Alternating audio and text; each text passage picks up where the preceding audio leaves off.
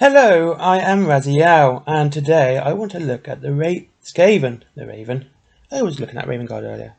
And so I want to talk about how they begun, or how it's said they begun. It's quite an interesting story, and I'm going to read it verbatim today because I don't have much time, but I will add my little notes and things like I always do. And this is called The Doom of Kab-Zar. Once upon a time, long, long ago, men and dwarves lived together beneath the roofs of one great city. Some said it was the oldest and greatest city in the world, and had existed before the time of Longbeards and Manlings. Built by older and wiser hands in the dawn of the world, the city lay both above and below the earth. I'm going to stop doing that now.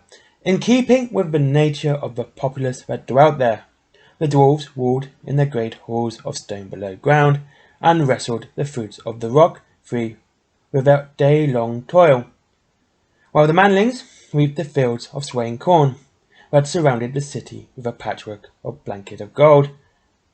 The sun smiled, men laughed, and everyone was happy. One day, the men of the city decided they should give praise to their gods for their good fortune. They planned a temple, such as the world had never seen before. In the central square a colossal hall would be built, and topped with a single cloud-piercing tower, a tower so tall it would touch the very heart of heaven. After much planning, with the help of the Longbeards, they set about their monumental task. Weeks became months, and months became years, and still the manlings built. Men grew old and grey, working on that great temple, their sons continuing their work through the summer sun and winter rain. At last, after many generations, work began on the great spire. Years passed, and the tower reached such a height that the manlings found it ever more difficult to take the stone up to the top. Eventually, the work slowed to a crawl, and finishing the tower seemed impossible. Then one came among the men of the city who offered his help in the great scheme. He asked for a single boon of them in return, and claimed that if they would grant it, he would complete the tower in but a single night.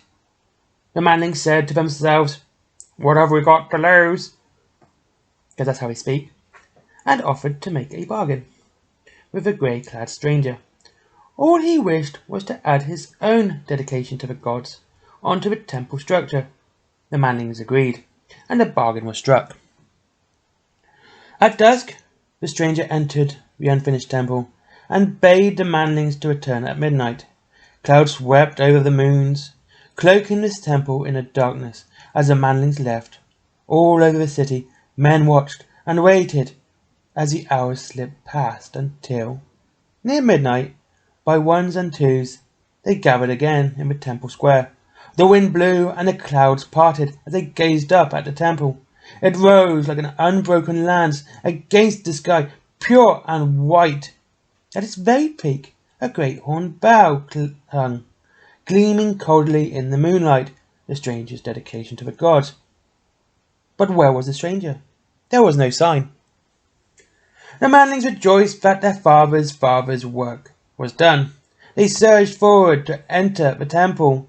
Then, at the stroke of midnight, the great bells began to toll. Once, twice, thrice. Slow, heavy waves of sound rolled across the city. 4, 5, 6 times the bell rang, like a torpid pulse of a bronze giant. 7, 8, 9. The tolling of the bell grew louder with each ring, and the manlings staggered back from the temple steps, clutching their ears. 10, 11, 12, 13. And at the 13th stroke, lightning split the skies, and thunder echoed the sound. High above, the dark circle of Moor's Leaf was lit by a bright flash, and all fell ominously silent. The manlings fled to their beds, frightened and puzzled by the portent they had seen. Next morning they arose to find that darkness had come to their city. Brooding storm clouds reared above the rooftops as such rain fell as never seen before. Black like ash, the rain fell, and puddled in the streets, slicking the cobbles with darkly iridescent colours. At first, some of the manlings did not worry. They waited for the rains to stop, so they might resume their work. But the rains did not stop. The winds blew stronger, and the lightning shook the tower. Days stretched into weeks, and still the rain did not stop. Each night the bell tolled 13 times, and each morning the darkness lay across the city. The manlings became fearful and prayed to their gods. Still the rains did not stop, and the black clouds hung like a shroud. Over the fields of flattened corn the manlings went to the dwarves, and beseeched their help. The Longbeards were unconcerned. What matter a little rain on the surface? In the bosom of the earth was all warm and dry. Now the manlings huddled in their dwellings, fear gnawing at their hearts. They sent home some of their number to faraway places to seek help, but none of them returned. Some went to a temple to pray and sacrifice their dwindling food to the gods, but found its great doors were sealed shut. The rains grew heavier. Dark hailstones fell from the sky and crushed the sodden crops. The great bell tolled a death knell over the terrified city. Soon great stones cleft the heavens, rushing down like dark meteors to smash the homes of the manlings. Many sickened and died from no apparent cause, and the newborn babes of the manlings were hideously twisted. Skulking vermin devoured what they stored corn, and there was left. And the manlings began to starve. The manling elders went to see the dwarves again, and this time demanded their help. They wanted to bring their folk below ground to safety. They wanted food. The Longbeards grew angry and told the manlings that the lower workings were flooded and their food had also been devoured by the rats. There remained barely enough food and shelter for them and their kinsmen. They cast manlings out of their halls and closed their doors tight. In the ruins of a city above, each day became more deadly than the last. The manlings despaired and called for succor from the dark gods, whispered their names of forgotten demon princes in the hope of salvation. But none came. Instead, the vermin returned, bigger and bolder than ever. Their slinking furred shapes infested the broken city, feasting on the fallen and pulling down the weak. Each midnight the bell tolled 13 times on the high. Seeming now brazen and triumphant, a manling lived as hunted creatures in their own city, as great rat packs roamed the streets in search of prey.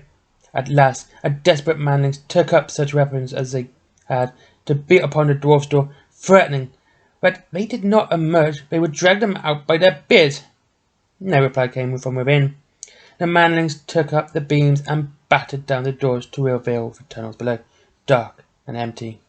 Steeling themselves, the pitiful remnants of the city's once proud populace descended.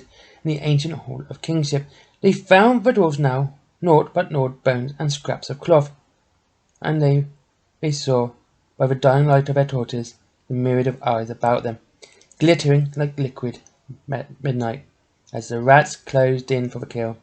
The manlings stood back to back and fought for their lives, but against implacable ferocity and countless numbers of a verminous horde, their weapons were useless.